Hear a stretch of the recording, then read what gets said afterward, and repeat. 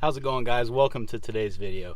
Calving season is in full swing here on the ranch, and with all these new babies hitting the ground, we've got a lot of things to keep an eye on. That's what we're doing today on Farmer Tyler Ranch.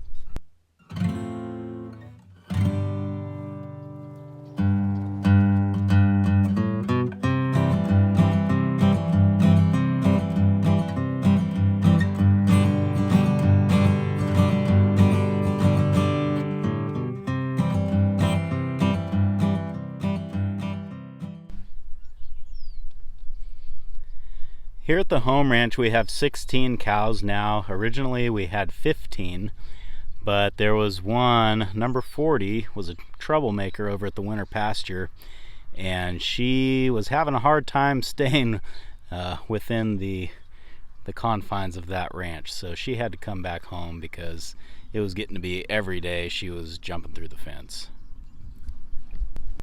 So out of the 16 cows that we have out here, we have 10 calves. But remember, there's one set of twins out here. So that leaves 7 cows that are still left to calve. Now, looking through them, they all look pretty wide, and I don't see any reason why they wouldn't calve, but I mean, it's the kind of thing you just really never know. Now, in this pasture, I have 3 first calf heifers, and 2 of them have already had their calves unassisted. They mothered up beautifully, so there's no complaints there. I've still got 1 heifer that I'm waiting on, but she's pretty good size and I don't anticipate her having any problems. Well, let's take a drive through them and see what's going on.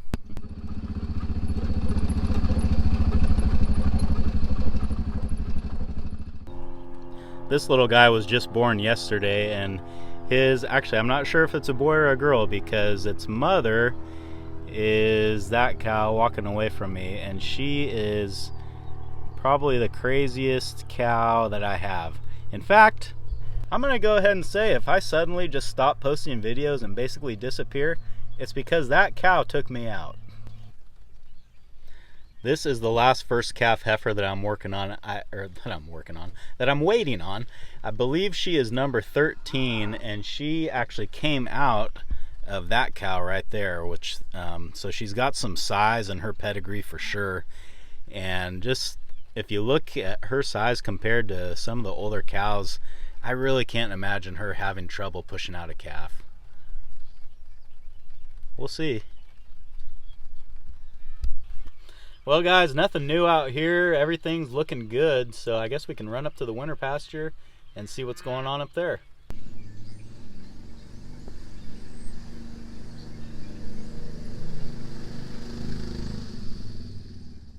Man, so as I got out of the side-by-side to close the gate, I noticed that I have an unwelcome guest here in my barn. That's a character we don't want to see out here, especially in the light of day. It tells me there's something wrong with him.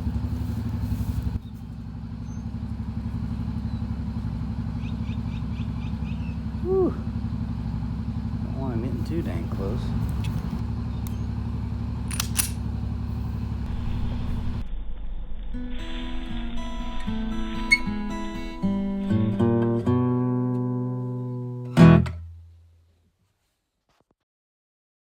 Alright guys, the deed is done. Now, I think most of you probably understand why I went ahead and did that, but in case you don't, I'm going to take a minute to explain it.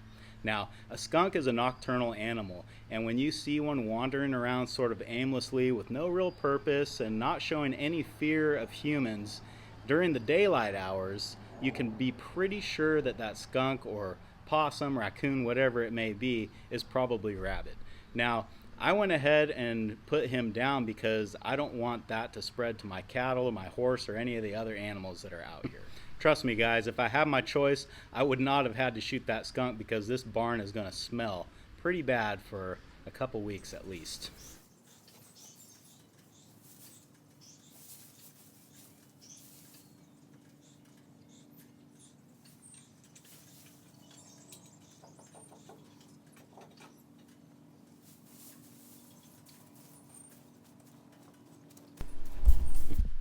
Anyway, it just goes to show you, you just never know what you're in for over here. So, excuse me, I guess we can run up to the winter pasture now.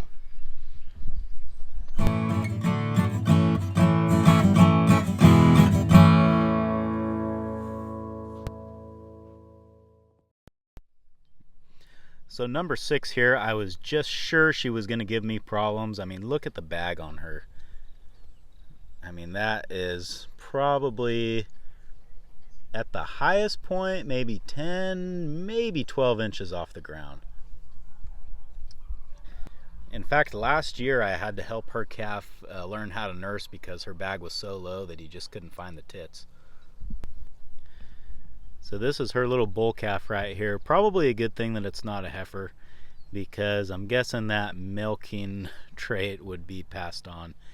And you know, a bag like that is not bad if they'll drink it, but as a cow gets older, it just gets worse and worse. And honestly, this will probably be her last year.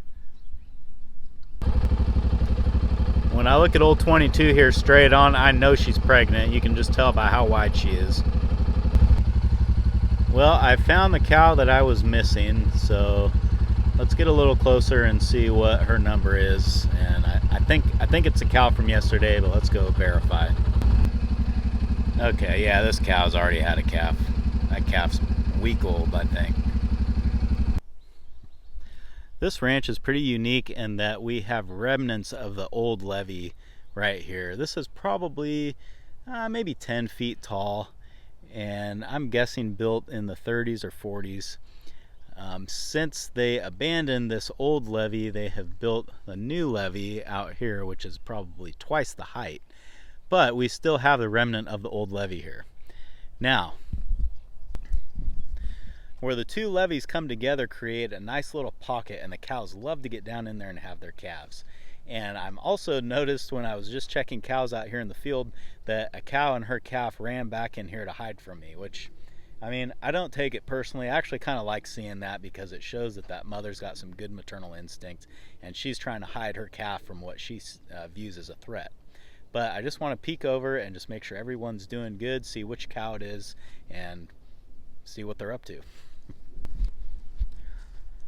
So I just got done bragging on how much the cows like to have their calves back here, and it kind of dawned on me that so far this year no one has actually had a calf back here.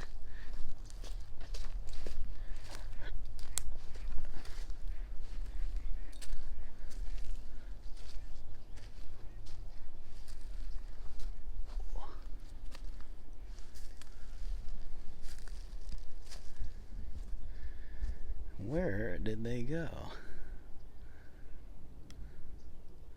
Oh, there they are.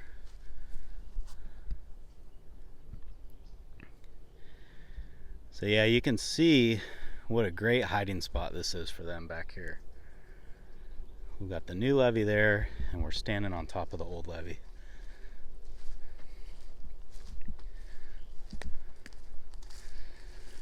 So that is cow 17, it looks like.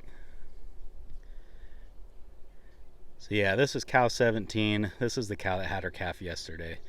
So I guess things are just still new for her, and she's not quite ready to let me close to her calf yet. So we're gonna leave her alone, just let her do her thing. In fact, while I'm up here on the old levee, and we're talking a little bit about the ranch history here, I want to show you guys something else that's kind of cool. So here's a better view on top of the old levee, and to me it's almost a joke how narrow this is. It's hard to imagine that would hold much water, and as a matter of fact it didn't, because as we walk this way you can see that the levee, the old levee, abruptly comes to an end, and it's no coincidence that there is a huge pond right here. So what I was told, and it makes perfect sense, is that years ago the levee broke right here, and all the water swirling around as it rushed out of the broken levee created this pond, this big hole right here. I was also told that that's part of the reason why there's this big clearing here, is because when the water broke through the levee and just rushed through here, that it tore out any trees that were in its path. That poor girl, boy, she does not want me near her at all. So with our 12 calves out here, 10 calves back at the ranch, and 1 bottle calf in my backyard, we are up to 23 calves. 2 sets of twins though, so that means we've only had 21 cows give birth. Now, I say only 21, but actually that means that we are past the halfway mark, which is awesome. The second half of calves will not come anywhere near as fast as the first half did. For some reason, it always works that way. But I would say, just going off of by when we took the bulls out, after maybe 2.5 months, we won't be getting any more calves. So hopefully we get the rest of them by then. Well guys, after driving through these cows a little bit, I can see 2 or 3 that look like they're getting awfully close to having a calf. So I'm thinking in the next day or so I'm going to be getting some more action out here. But as for today, things are actually pretty quiet. Thanks for hanging out with me in the field today, guys, and I hope I'll see you again on Farmer Tyler Ranch.